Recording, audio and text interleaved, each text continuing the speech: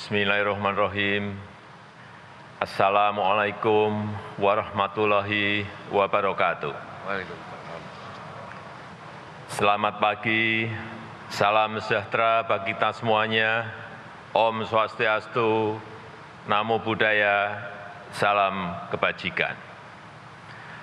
Yang saya hormati Wakil Presiden Republik Indonesia, Bapak Profesor Kiai Haji Ma'ruf Amin, yang saya hormati Ketua, para Wakil Ketua, dan para anggota MPR Republik Indonesia. Yang saya hormati Ketua, para Wakil Ketua, dan para anggota DPR Republik Indonesia. Yang saya hormati Ketua, para Wakil Ketua, dan para anggota DPD Republik Indonesia. Yang saya hormati Ketua, para Wakil Ketua, dan para anggota lembaga-lembaga negara. Yang saya hormati Ibu Hajah Megawati Soekarno Putri, Presiden Republik Indonesia kelima.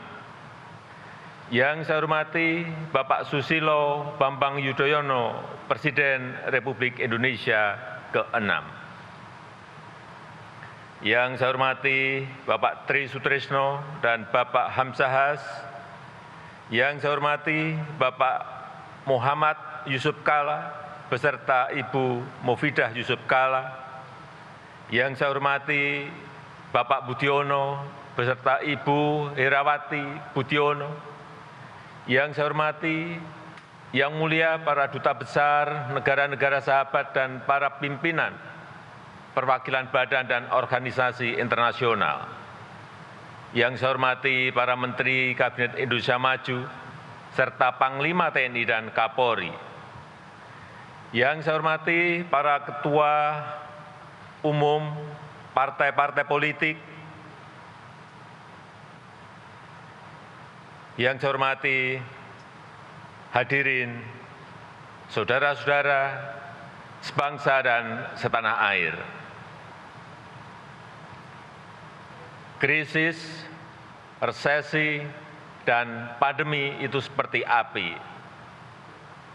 Kalau kita bisa hindari, kalau bisa kita hindari. Tetapi jika hal itu tetap terjadi, banyak hal yang bisa kita pelajari. Api memang membakar, tetapi juga sekaligus menerangi. Kalau terkendali, dia menginspirasi dan memotivasi. Dia menyakitkan, tetapi sekaligus juga bisa menguatkan.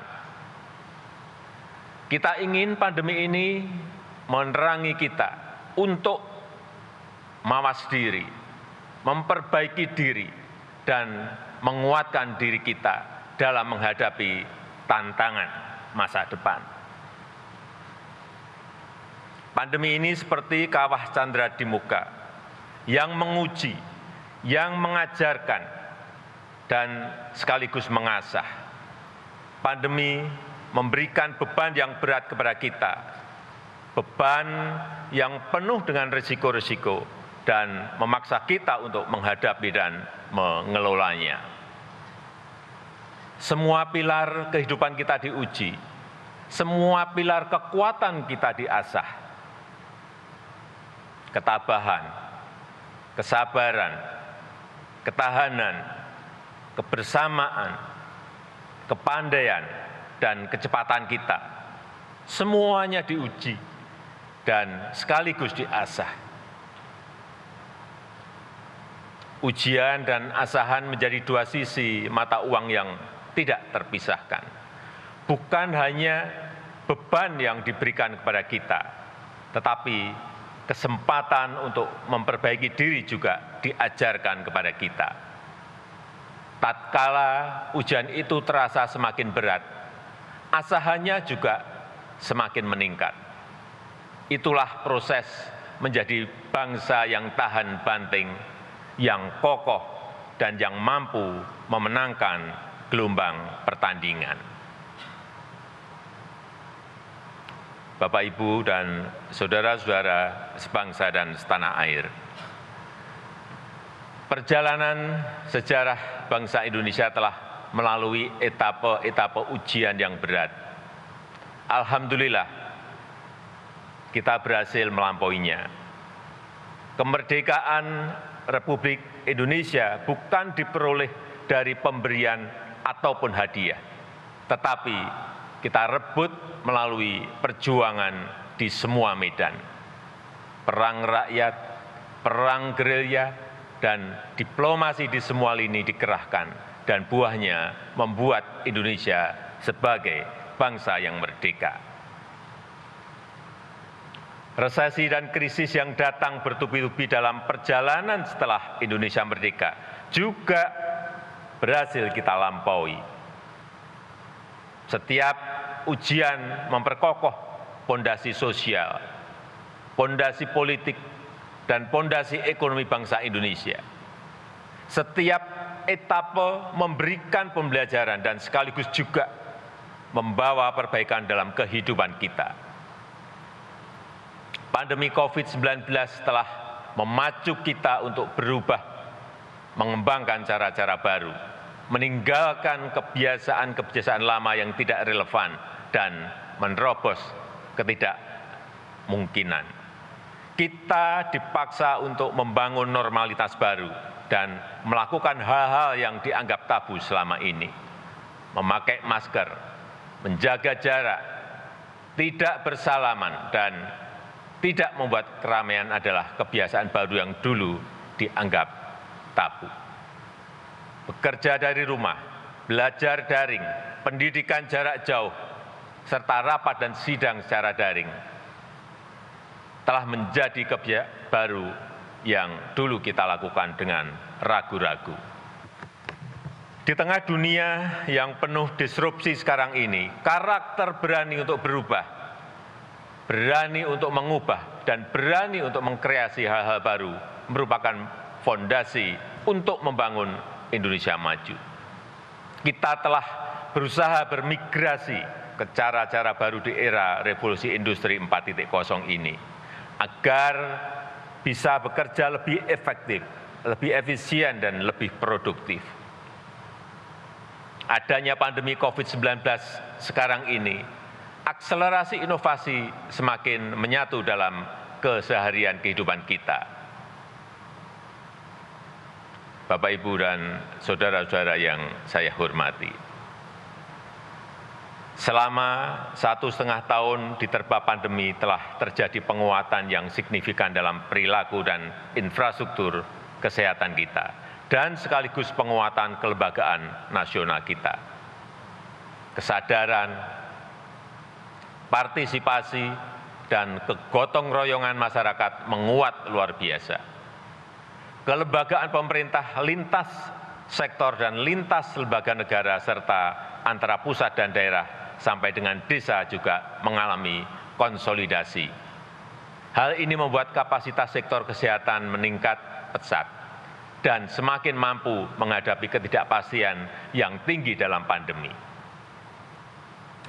Dari sisi masyarakat, kesadaran terhadap kesehatan semakin tinggi, kebiasaan mencuci tangan, memakai masker, dan menjaga jarak telah menjadi kesadaran baru. Gaya hidup sehat, menjaga kebersihan lingkungan, berolahraga, dan mengkonsumsi makanan yang bernutrisi terasa semakin membudaya. Hal ini merupakan modal besar untuk menuju masyarakat yang lebih sehat dan dalam pengembangan SDM yang berkualitas. Kesadaran dan antusiasme masyarakat untuk divaksin, memperoleh layanan kesehatan, memperoleh pengobatan, serta saling peduli untuk yang semakin tinggi. Pandemi telah mengajarkan bahwa kesehatan adalah agenda bersama. Pandemi telah menguatkan institusi sosial di masyarakat dan semakin memperkuat modal sosial kita. Jika ingin sehat, warga yang lain juga harus sehat. Jika ada seseorang yang tertular COVID-19, maka hal ini akan membawa resiko bagi yang lainnya. Penyakit adalah masalah bersama dan menjadi sehat adalah agenda kita bersama.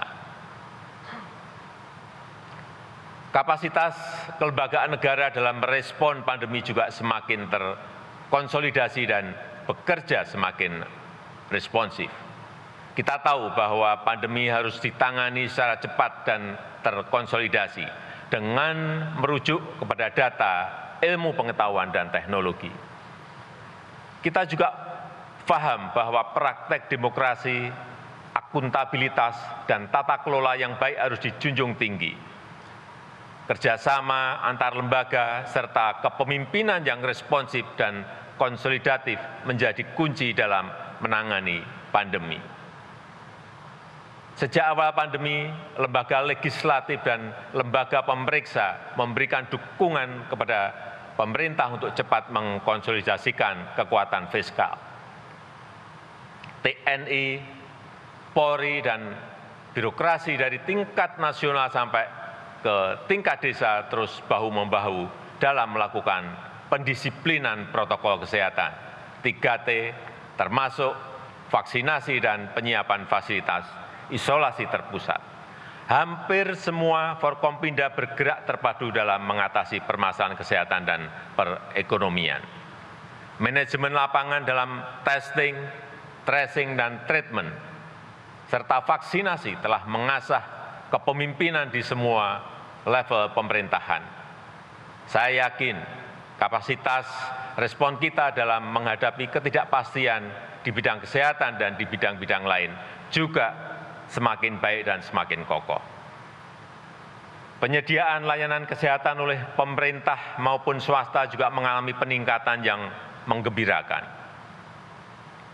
Layanan kesehatan di banyak daerah bertambah cukup signifikan, baik dalam hal penambahan kapasitas tempat tidur maupun fasilitas pendukungnya.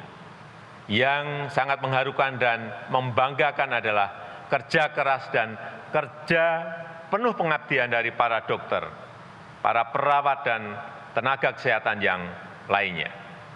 Kemandirian industri obat, vaksin, dan alat-alat kesehatan masih menjadi kelemahan serius yang harus kita pecahkan.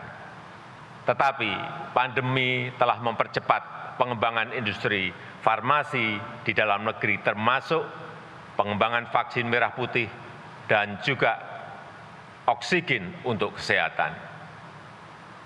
Ketersediaan dan keterjangkauan harga obat akan terus kita jamin dan tidak ada toleransi sedikitpun terhadap siapapun yang mempermainkan misi kemanusiaan dan kebangsaan ini.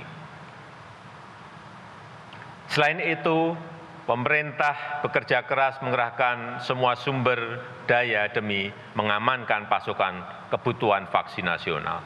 Namun, pada saat yang sama, Indonesia juga terus memperjuangkan kesetaraan akses terhadap vaksin untuk semua bangsa. Sebab perang melawan COVID-19 tidak akan berhasil jika ketidakadilan akses terhadap vaksin masih terjadi. Melalui diplomasi vaksin inilah kita telah menunjukkan kepada dunia bahwa Indonesia berperan aktif untuk ikut melaksanakan ketertiban dunia yang berdasarkan kemerdekaan, perdamaian abadi, dan keadilan sosial.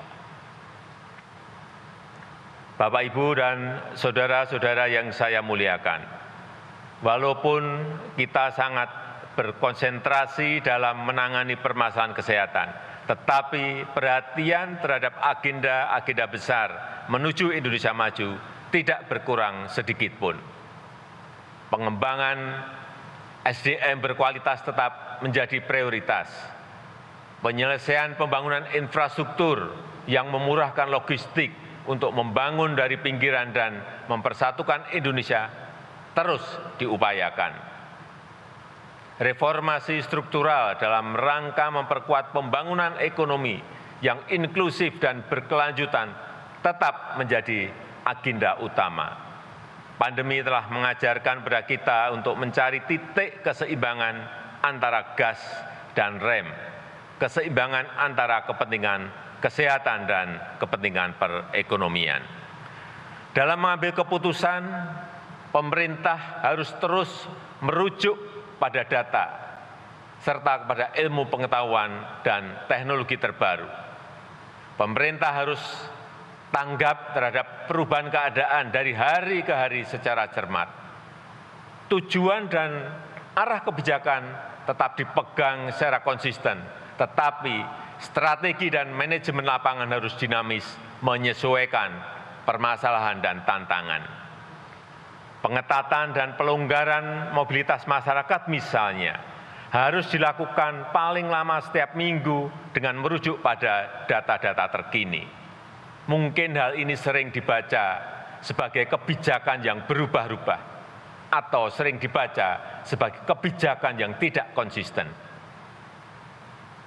Justru itulah yang harus kita lakukan untuk menemukan kombinasi terbaik antara kepentingan kesehatan dan kepentingan perekonomian masyarakat.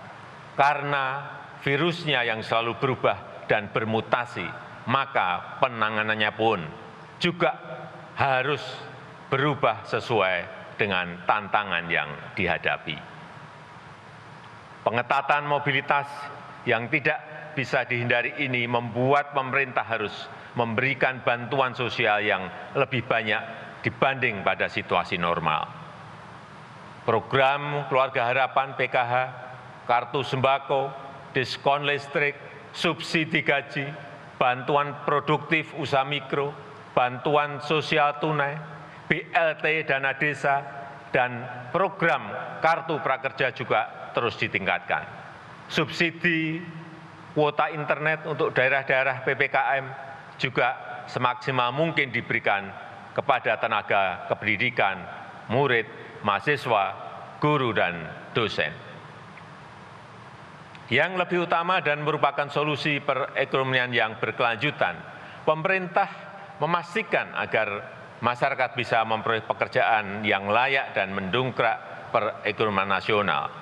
Pandemi memang telah banyak menghambat laju pertumbuhan ekonomi, tetapi pandemi tidak boleh menghambat proses reformasi struktural perekonomian kita. Struktur ekonomi kita yang selama ini lebih dari 55%-nya dikontribusikan oleh konsumsi rumah tangga, harus terus kita alihkan menjadi lebih produktif dengan mendorong hilirisasi, mendorong investasi, dan mendorong ekspor. Fokus pemerintah adalah menciptakan sebanyak mungkin lapangan kerja baru yang berkualitas. Implementasi Undang-Undang Cipta Kerja terus kita percepat. Minggu yang lalu, pemerintah telah meluncurkan OSS, Online Single Submission, yang sangat mempermudah semua level dan jenis usaha, apalagi bagi jenis-jenis usaha yang berisiko rendah. Urusan perizinan, pengurusan insentif, dan pajak bisa dilakukan jauh lebih cepat, lebih transparan, dan lebih mudah. Kesempatan ini harus dimanfaatkan oleh pelaku UMKM untuk mengembangkan usahanya. Pada periode Januari sampai Juni 2021, realisasi investasi Indonesia tidak termasuk sektor hulu migas dan jasa keuangan sedikitnya 442,8 triliun rupiah, dengan rincian 51,5% di luar Jawa dan 48,5% di Jawa. Investasi ini menyerap lebih dari 620.000 tenaga kerja Indonesia. Penambahan investasi di bulan-bulan depan kita harapkan bisa memenuhi target 900 triliun rupiah, serta menciptakan lapangan kerja baru dan menggerakkan perekonomian secara signifikan. Perkembangan investasi harus menjadi bagian terintegrasi dengan pertumbuhan ekonomi yang inklusif dan berkeadilan. Peningkatan kelas pengusaha UMKM menjadi agenda utama. Berbagai kemudahan disiapkan untuk menumbuhkan UMKM, termasuk kemitraan strategis dengan perusahaan besar, agar cepat masuk dalam rantai pasok global. Hal ini diharapkan dapat meningkatkan daya saing produk UMKM serta meningkatkan pemerataan dan kemandirian ekonomi masyarakat.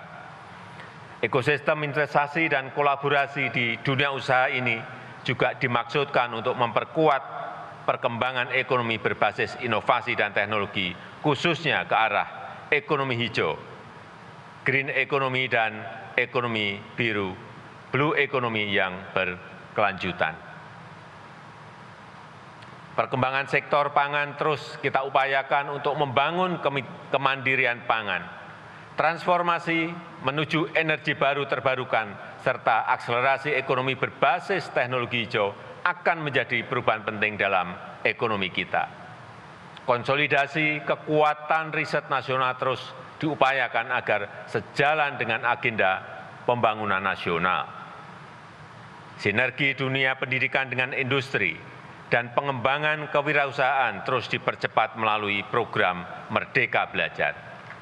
Hal ini diharapkan mengakselerasi kualitas SDM nasional sekaligus meningkatkan daya saing industri dan produk dalam negeri. Perluasan akses pasar bagi produk-produk dalam negeri menjadi perhatian serius pemerintah. Program Bangga Buatan Indonesia terus kita gencarkan sembari meningkatkan daya saing produk lokal dalam kompetisi global. Pemerintah terus mendorong pengembangan ekosistem ekonomi digital untuk meningkatkan produktivitas masyarakat. Digitalisasi UMKM yang masuk ke aplikasi perdagangan elektronik, e-commerce, dan lokapasar jumlahnya terus bertambah. Sampai Agustus tahun ini, sudah lebih dari 14 juta UMKM atau 22% dari total UMKM yang sudah bergabung dengan aplikasi perdagangan elektronik e-commerce. Partisipasi dalam ekonomi digital ini sangat penting karena potensinya yang sangat besar dan mempermudah UMKM untuk masuk ke rantai pasok global.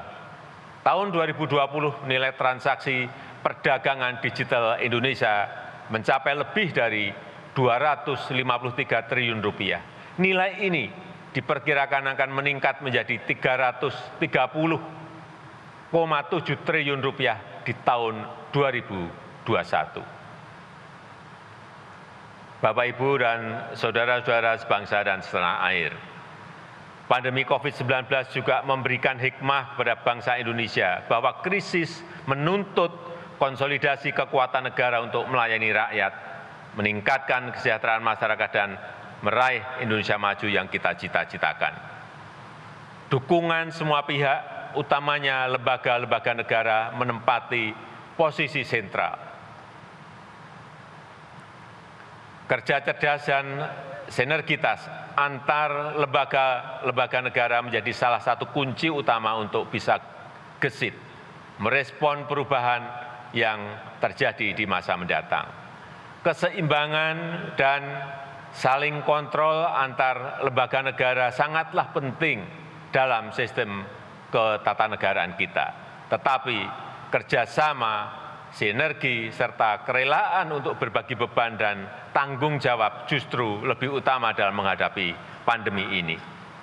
Saya mengucapkan terima kasih yang sebesar-besarnya kepada lembaga-lembaga negara, juga kepada Bank Indonesia, Otoritas Jasa Keuangan, Lembaga Penjamin Simpanan, Komisi Pemberantasan Korupsi, dan Ombudsman Republik Indonesia, termasuk Komisi Pemilihan Umum dan Badan Pengawas Pemilihan Umum atas dukungannya yang konsisten dan produktif selama ini.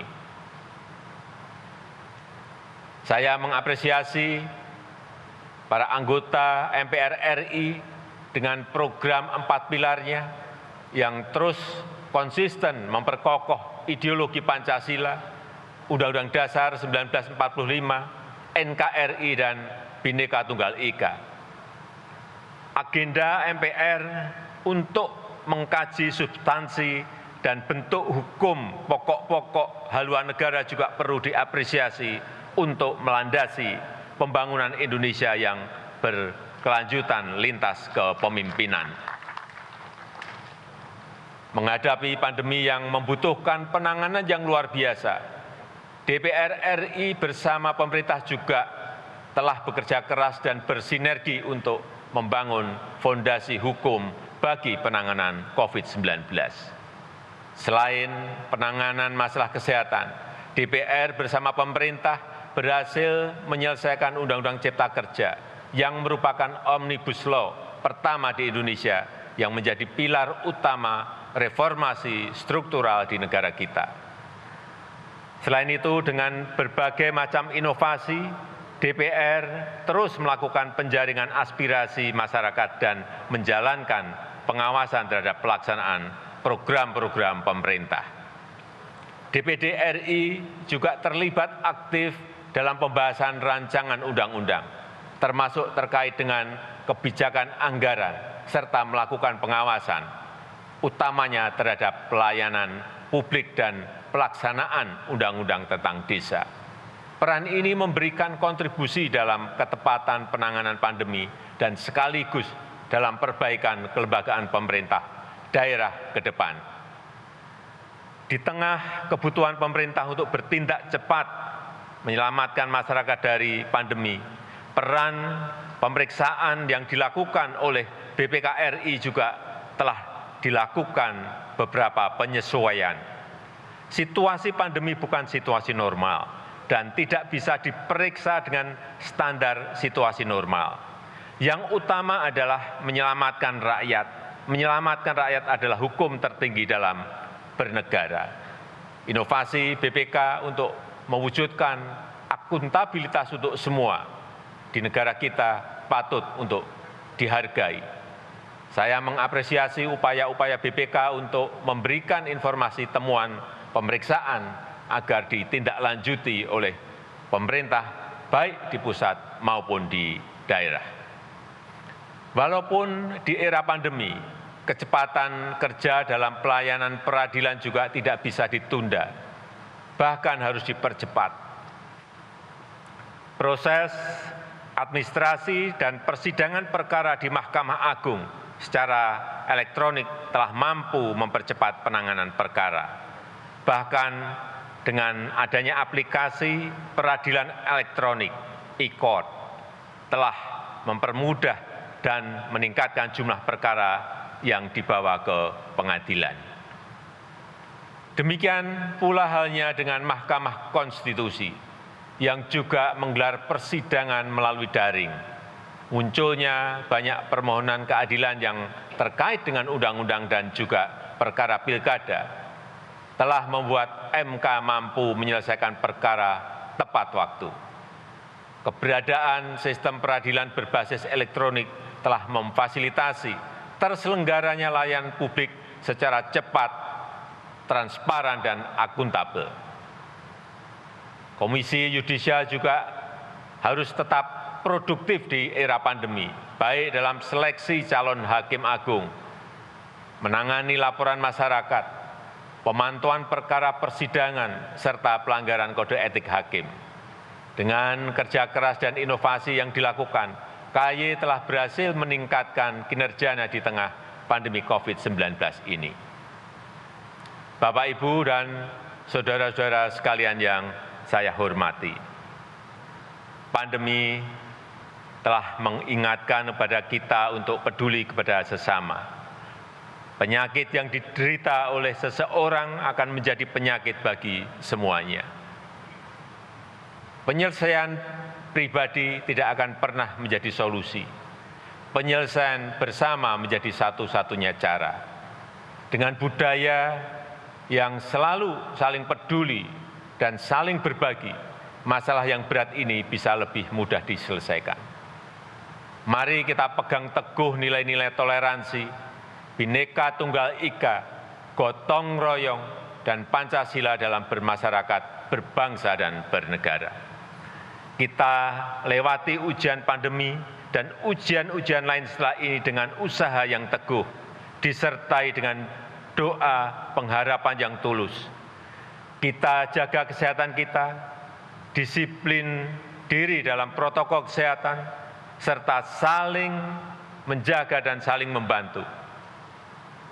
Tidak ada orang yang bisa aman dari ancaman COVID-19 selama masih ada yang menderitanya.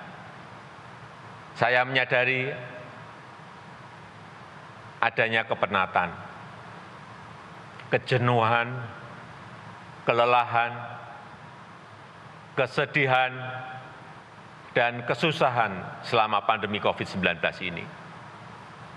Saya juga menyadari begitu banyak kritikan kepada pemerintah, terutama terhadap hal-hal yang belum bisa kita selesaikan. Kritik yang membangun itu sangat penting dan selalu kita jawab dengan pemenuhan tanggung jawab sebagaimana yang diharapkan rakyat.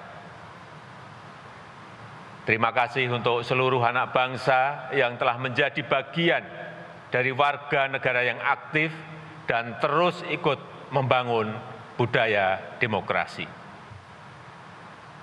Indonesia tangguh, Indonesia tumbuh yang menjadi semboyan bulan kemerdekaan pada tahun ini hanya bisa diraih dengan sikap terbuka dan siap berubah menghadapi dunia yang penuh disrupsi. Indonesia tangguh, Indonesia tumbuh hanya bisa dicapai jika kita semua bahu-membahu dan saling bergandeng tangan dalam satu tujuan. Kita harus tangguh dalam menghadapi pandemi dan berbagi ujian yang akan kita hadapi. Dan kita harus terus tumbuh dalam menggapai cita-cita bangsa. Semoga Allah SWT, Tuhan yang Maha Kuasa, senantiasa meridhoi dan mempermudah upaya bangsa Indonesia dalam meraih Indonesia maju yang kita cita-citakan. Dirgahayu Republik Indonesia, Dirgahayu Negeri Pancasila, Merdeka!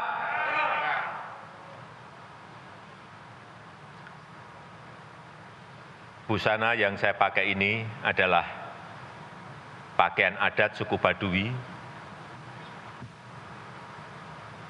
Saya suka karena desainnya yang sederhana, simpel, dan nyaman dipakai.